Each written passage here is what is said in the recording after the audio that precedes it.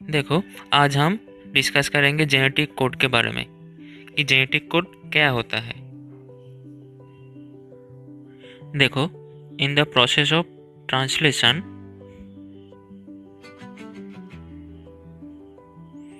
हम जानते हैं कि एमआरएनए से प्रोटीन बनता है, ठीक है। और ये प्रोटीन क्या होता है? ये प्रोटीन होता है पॉलीपेप्टाइड। और ये कैसे बनता है? देखो, एमआरएनए में जो नाइट्रोजनस बेस है वो क्या क्या है? वो है UCAG, ठीक है। और ये 4 बेसेस में ये कोडोन की फॉर्म में ये 3-3 के रीड किए जाते हैं, या फिर UCA लाइक CAG ऐसे ये रीड किया जाता है। और ये रीड करके वो अल्टीमेटली क्या होता है? वो होता है एमिनो एसिड। ये पॉलीपेप्टाइड क्या है? Basically they are amino acid, ठीक है। तो ऐसे ही ये 3-3 करके ये कोड करके एमिनो एसिड फॉर्म होता है।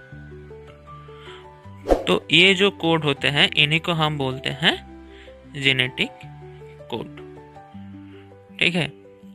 अब चलो डिटेल्स में देखते हैं कि ये कैसे होता है।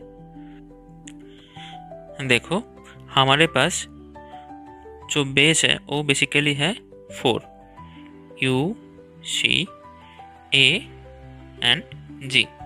अच्छे तरीके से समझो। और हमारे बॉडी में जो एसेंशियल एमिनो एसिड होते हैं वो होता है 20। तो समझो ये 4 बेसेस यदि अलग अलग के कोड फॉर्म करता है, लाइक ये एक कोडोन है, ये एक कोडोन है, ये एक कोडोन और ये है, तो हमारे पास टोटल कितना एमिनो एसिड होगा? 4 एमिनो एसिड होगा। लेकिन हमारे बॉडी में क्या है? 20 एमिनो एसिड। तो ये एक्सेप्टेबल नहीं है। बेसिकली ये फॉर्मूला होता है 4⁴N, ठीक है। यहाँ पर एक करके तो ये होगा 4, जो एक्सेप्टेबल नहीं है। इसके बाद देखो, अगर ये डुप्लेट होगा, ठीक है, इसको हम बोलते हैं मोनोकोड, जो एक्सेप्टेबल नहीं है। अब हम डुप्लेट को देखते हैं।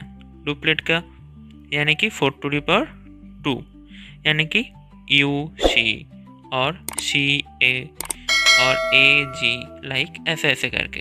तो इसका वैल्यू क्या होगा? इसका वैल्यू होगा 16। और हमारा नीड क्या है? हमारा नीड है 20। तो ये भी एक्सेप्टेबल नहीं है।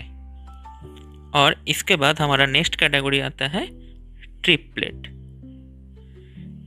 यानी कि 3 नाइट्रोजनस बेस को लेकर एक प्रोटीन फॉर्म होगा, यानी कि UCA like AUG like CAG, ठीक है।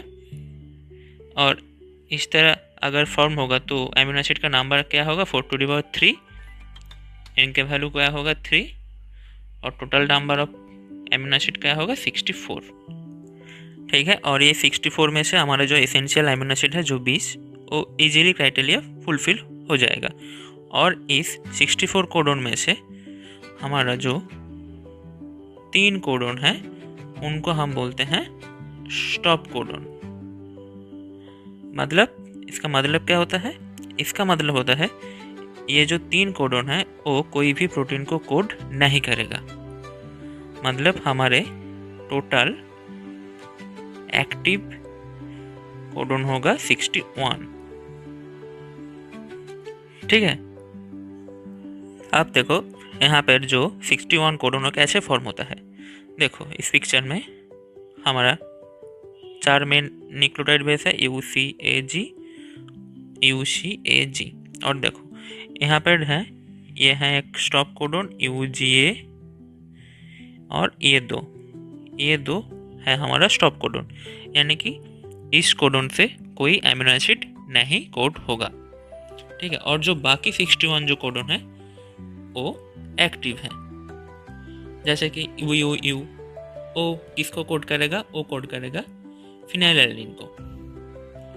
उसके बाद जो C U C U A C U G, ये किसको कोड करेगा? ये कोड करेगा ल्यूसीन को।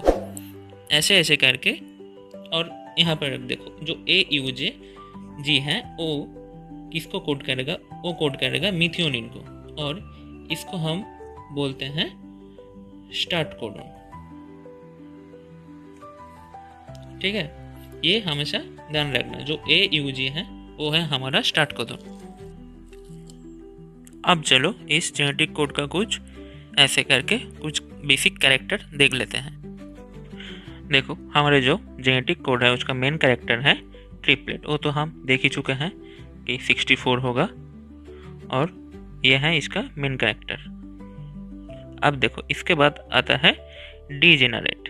तो डीजेनरेट क्या होता है? देखो हमारा जो ए यू जी है वो हम देख चुके हैं कि वो कोड करते हैं मिथियोनिन को, और हमारा और एक कोडन है यू जी जी, ये कोड करता है ट्रिप्टोफैन को। ठीक है, यानी कि ये दो कोडन स्पेसिफिकली दो ही एमिनो एसिड को कोड करते हैं। इस दोनों के अलावा जो और बाकी सारे कोडन होते हैं वो मोर देन 2 और 3 कोडन को कोड करता है। मतलब कि 3 कोडन से एक एमिनो एसिड को भी कोड करते हैं। इसको हम बोलते हैं डीजेनरेट। इसके बाद है अनएम्बिगुअस। इसका मतलब क्या है? इसका मतलब होता है एक कोडन सिर्फ एक ही एमिनो एसिड को कोड करेगा, जैसे कि हम देख चुके हैं AUG और UGG। इसके बाद है नॉन ओवरलैपिंग, यानी कि AUG UGG ये सारे UCG ये सारे नॉन ओवरलैपिंग है, यानी कि एक से दूसरा वो ओवरलैप नहीं करेगा। ठीक है, यानी कि ये नॉन ओवरलैपिंग इन नेचर है, होता है जेनेटिक कोड। इसके बाद क्या है? इसके बाद है कॉमालेस। देखो सपोज ये mRNA है, इसके ऊपर हम ये कोड लिखते हैं UGG UCG। देखो 3 नाइट्रोजनस बेस से एक कोडन है, यानी कि ये 3, उसके बाद ये 3। ठीक है, इस दोनों के मिडिल में कोई कॉमा, कोई पंक्चुएशन, इस तरह कोई कुछ भी नहीं है, यानी कि कोडन हमेशा कॉमालेस होगा। ठीक है, and the next one is universal. इसका मतलब क्या होता है? सपोज यू ये किस एमिनो एसिड को कोड करता है? ये कोड करता है फिनाइल एलानिन को। ठीक है, अगर ये यू अगर वो बैक्टीरिया में होगा तो क्या कोड करेगा? तो भी कोड करेगा ये फिनाइल एलानिन को। अगर ये ह्यूमन बॉडी में होगा तो भी कोड करेगा phenyl alanine. This is called universality, यानी कि किसी भी ऑर्गेनिज्म में हो ये वाला कोड सिर्फ एक ही एमिनो एसिड को कोड करेगा। ठीक है, तो यही होता है हमारा जेनेटिक कोड। अगर आपका कुछ डाउट रह गया है तो प्लीज़ कमेंट बॉक्स में बता दीजिएगा। ठीक है, तो मिलते हैं नेक्स्ट वीडियो में। Bye bye.